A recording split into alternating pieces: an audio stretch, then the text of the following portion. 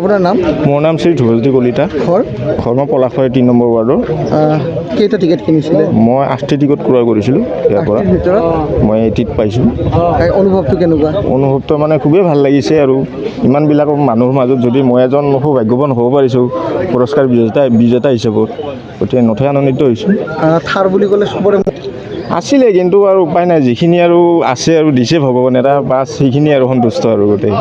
ধন্যবাদ। আপোনাৰ নাম? মোৰ নাম বিমল দাস। ঘৰ পলাশবাৰী 1 নম্বৰ ৱাৰ্ড। কেইটা টিকেট কিনিছিলে? মই টিকট কিনিছিলোঁ প্ৰায় 10টা বহি। 10টা বহি? 10টা বহিয়ে কিনিছিলোঁ আৰু য'তেই টিকট পাওঁ তাতে কিনোৱে মই প্ৰায়, কিন্তু এইবাৰ সৌভাগ্য যে এটা টিভি পালোঁ। আগতেও পাইছিলেন? আগতে একো পোৱা নাই। বেলতলা ৱাৰলেছ। কেইটা টিকেট ক্ৰয় কৰিলে? এটা টিকেট ক্ৰয় কৰিছোঁ। এটা টিকটতে পাইছে? হয়। আগে পিছেও পাইছিল? মাজে মাজে কাটো, কিন্তু পোৱা নাছিলোঁ। এইবাৰ এইখন I-10খন পাইছোঁ। ধন্যবাদ। আপোনাৰ নাম? শ্ৰী কুমুদ ঠাকুৰীয়া। ঘৰ দখলা। কি পালে আপুনি? স্কুটি। কেইটা টিকেট ক্ৰয় কৰিছিলে? এটা বহি। এটা বহি। আপোনাৰ নাম? ৰাজীৱ ঠাকুৰীয়া। ৰাজীৱ ঠাকুৰীয়া। ঘৰ নলগাঁও। কি পালে? বুলেট। কেইটা টিকেট ক্ৰয় কৰিছে? দুটা টিকেটত। আপোনাৰ নাম? শ্ৰী নিতুল দাস।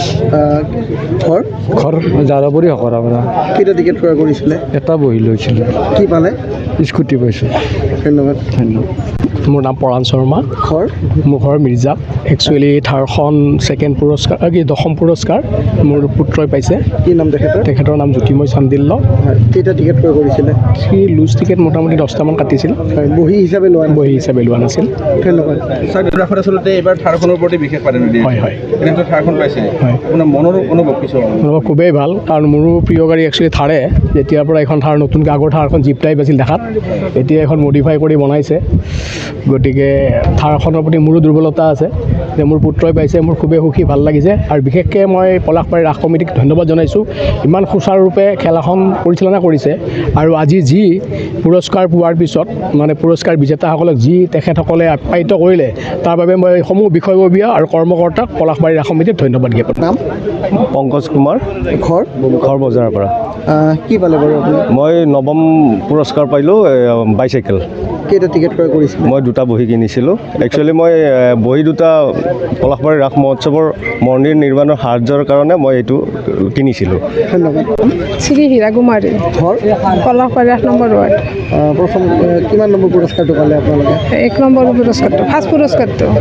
অনুভৱ কেনেকুৱা? অনুভৱ বিৰাট ভাল। কেইটা টিকেট কিনিছিলে? 4টা। 4টা। বহি লৈছিলে নে টিকেট লৈছিলে? টিকেট লৈছিলে। হয়। ধন্যবাদ। আপুনি এনেকুৱা এখন গাড়ী পাইছিলে, আপুনি ভাবিছিলে নে পাম বুলি? পাম বুলি ভবা নাছিলোঁ। প্ৰথম পুৰস্কাৰ পলাশবাৰী। পাম বুলি ভবা নাছিলোঁ, কিবা সৰু পাম বুলি ভাবিছিলোঁ, কিন্তু ইমান ডাঙৰ পাম বুলি ময়ো ভবা নাছিলোঁ। আৰু বহুত টিকট কাটিছে বাইদেউ, আপোনাৰ 50,000 টকালৈ টিকট কাটিছে, কিন্তু আপুনি মাত্ৰ 400 টকাত এনেকুৱা পুৰস্কাৰ পাইছে। তাকে কৈছোঁ, আপুনি কেনেকুৱা লাগিছে? মই বহুত সুখী। আৰু আগতে পাইছিলে?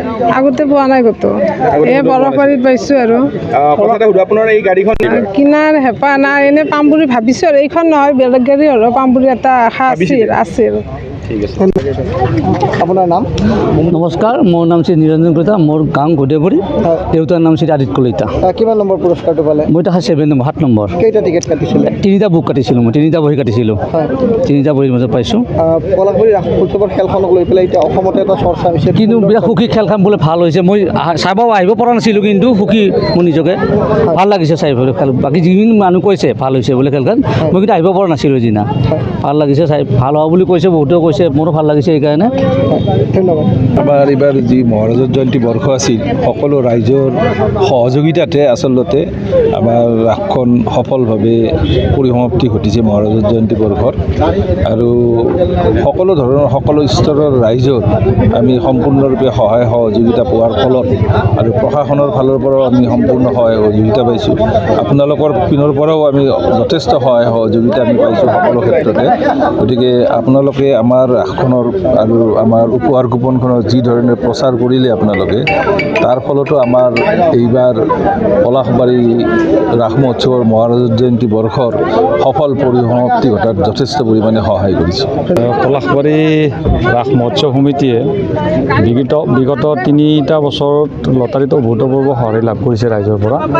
যোৱা 2 বৰ্ষতো আমাৰ পলাশবাৰী ৰাস মহোৎসৱৰ লটাৰীখনে অভূতপূৰ্ব সঁহাৰি পাইছিল আৰু এইবাৰো ইয়াৰ ব্যতিক্ৰম হোৱা নাই। ৰাইজে বিপুল সঁহাৰি দিছে। গোটেই অসমৰ ৰাইজে শুভাকাংক্ষীয়ে পলাশবাৰী ৰাস মহোৎসৱক যিসকলে ভাল পায় সকলোৱে টিকট লৈছে আৰু আমাৰ লটাৰী খেলখন সফল হোৱাত সকলোৰে অৰিহণা যোগাইছে। আৰু বিশেষকৈ আমাৰ সাংবাদিক বন্ধুসকলে প্ৰচাৰৰ ক্ষেত্ৰত যি ধৰণে আমাক সহায় কৰিছে, বিশেষভাৱে ধন্যবাদ দিছোঁ সকলোকে। Portal media, electronic media, print media আটাইকে ধন্যবাদ জনাইছোঁ। পলাশবাৰী ৰাস মহোৎসৱৰ লটাৰীখন সুন্দৰকৈ পৰিচালনা কৰাৰ ক্ষেত্ৰত আৰু প্ৰচাৰৰ ক্ষেত্ৰত তেখেতসকলে বিশেষভাৱে আমাক সহায় সহযোগিতা আগবঢ়াইছে। আমাৰ 2 বছৰীয়া কাৰ্যকাল আছিলে পলাশবাৰীৰ মহাৰাজৰ জয়ন্তী বৰ্ষত। 2022 বৰ্ষত আমি কাৰ্যভাৰ লৈছিলোঁ আৰু 2023 বৰ্ষত আমাৰ মহাৰাজৰ জয়ন্তী বৰ্ষ সামৰণি পৰিছে। বিগত বৰ্ষত নতুন কমিটি আহিব আৰু নতুন কমিটিয়ে কি ধৰণে লটাৰী খেলখন অনুষ্ঠিত কৰে তাৰ ওপৰত বিশেষভাৱে নজৰ ৰাখিব। আমিও পৰামৰ্শ আগবঢ়াম আৰু সফলভাৱে ৰূপায়ণ হ'ব বুলি আমাৰ দৃঢ় বিশ্বাস।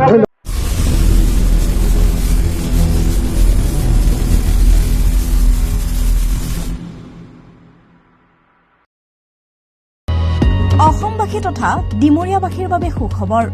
কামৰূপ মহানগৰ জিলাৰ সোণাপুৰত স্থাপন ডিমছ হাস্পতাল এণ্ড নাৰ্ছিং হোম।